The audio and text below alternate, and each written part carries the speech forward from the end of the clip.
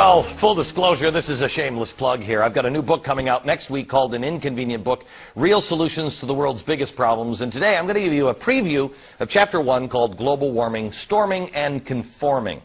I wrote this chapter basically as kryptonite for you to use against your gore-worshipping psycho friends.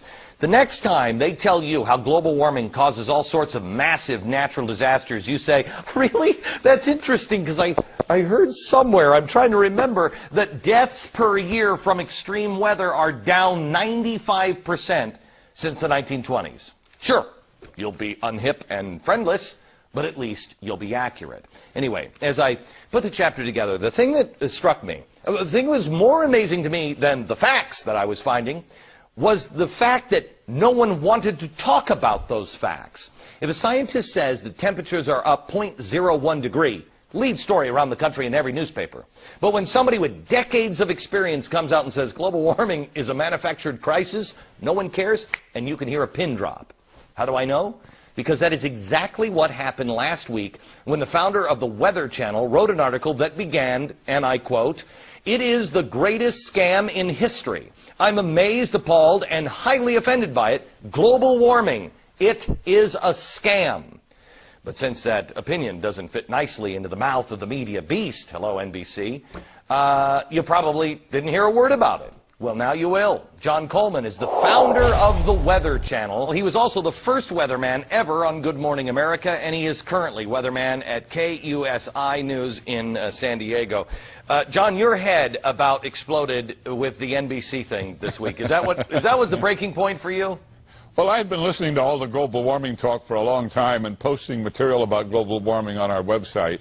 But finally, the crescendo of global warming myth, nonsense, exploded in my head, and I had to write a real rant, and that's the one that got noticed. I put it on our website. It was picked up by icecap.us, picked up by Drudge. First thing you knew, it was all over the newspapers, all over the radio, all over the TV sets, and I had created a bit of a stir, and all I was doing was telling you the truth as best I know it. Yeah. Why is it that the scientists are all in on this? I mean, so many people are in on the global warming is real and we've got to stop it right now. Glenn, you got to make a living, first of all. So you spent 10 years becoming a PhD in meteorology. You got a research job, and you decide you're going to research the effect of human activity on global climate. And if you were to put out a research report that said not much and it doesn't seem too bad, you probably wasted all your 10 years. John, what was the turning point for you? Because I know that you said that you went in to look for an honest answer. You thought maybe it's real. What was the thing that stood out and you went, this is absolutely bogus?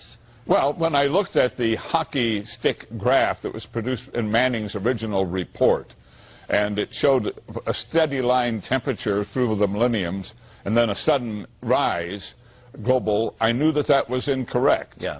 I knew it couldn't possibly be, and I started asking experts about it, and I started digging into how that was produced.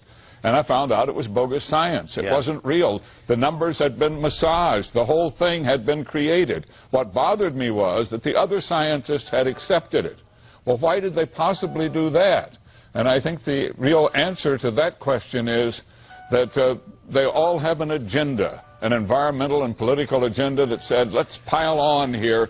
We're all going to make a lot of money. We're going to get research grants. We're going to get awards. We're going to become famous. And I guess that's what happened. John, do you think we're at the point of no return yet? Are we at the point where no scientists will come out? You've said to me on my radio program today that people are afraid in your business to speak out. Can we turn this around, or are we destined for global socialism? I think that the ship may have left the dock. But in 20 years, we'll have the last laugh. But, of course, billions of dollars will have been spent. Policy will have been changed worldwide. People have been scared. We will have reacted to a myth. But nonetheless, eventually, we'll realize that there is no global warming of significance, and we'll have the last laugh. Now, there are scientists speaking out. There are hundreds of them speaking out. There are thousands who signed a petition, 19,000 on a petition against global warming. There are many scientists speaking out, but the mainstream press is totally ignoring them. Yeah. The mainstream press has totally climbed aboard and is marching along. And, of course, the former vice president got himself an Emmy and an Oscar and I believe a Nobel Peace Prize. I mean, come on. A Grammy as well. John, thank you very much.